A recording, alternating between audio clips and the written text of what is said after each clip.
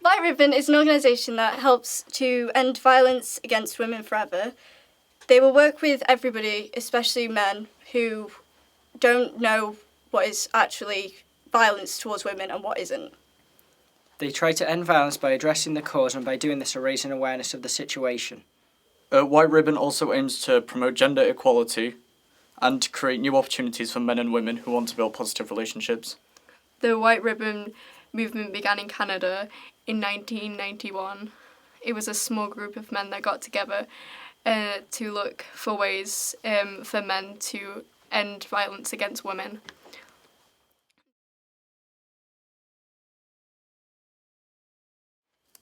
I believe it's important because, in my opinion, our younger life shapes us. If we can bring awareness of the issues and the red flags and the warning signs of these relationships and reinforce them to create positive relationships from a young age, I believe that we can stamp out domestic violence, because at the end of the day, the change starts with us. White Ribbon Day is important because it helps to stop the violence, because people are having to think about it on that day, especially instead of it just being them having to think about it throughout the entire year. They'll be thinking about it throughout the entire day, and also for some it'll be after that as well, because then they'll be thinking, oh, maybe what I'm doing is not actually good. The Day of the White Ribbon is important as it intends to bring people together to help stop violence, but also helps to spread awareness around communities.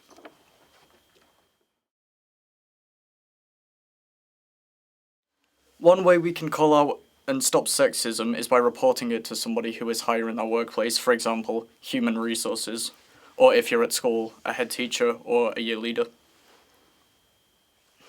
In my opinion, to help stamp out sexism, more positive role models and education on relationship red flags is needed.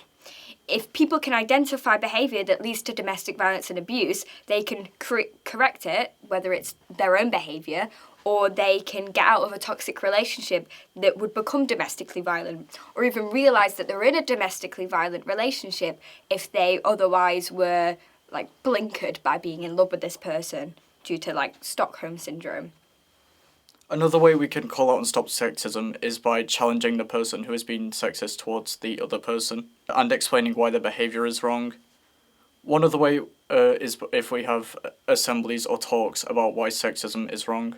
I think the only way we can stop sexism and harassment is by talking about it and not by staying quiet when it happens to us.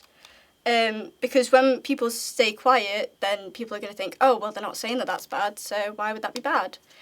I also think that it needs to be said more about in our education system. So when we have we should have lessons or assemblies or just something where we talk about it, and then that'll help people who are having that think that that's not right, because some people will think that that's just a normal relationship or just normal.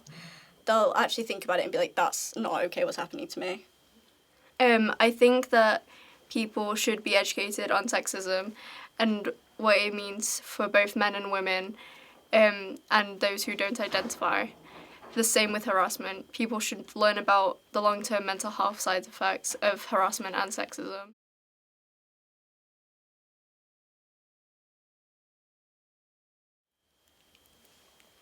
It is important that young people get involved because it gives children a clear message about gender roles. They can be taught how their gender-neutral language and support children to understand why gender jokes and terms are not appropriate.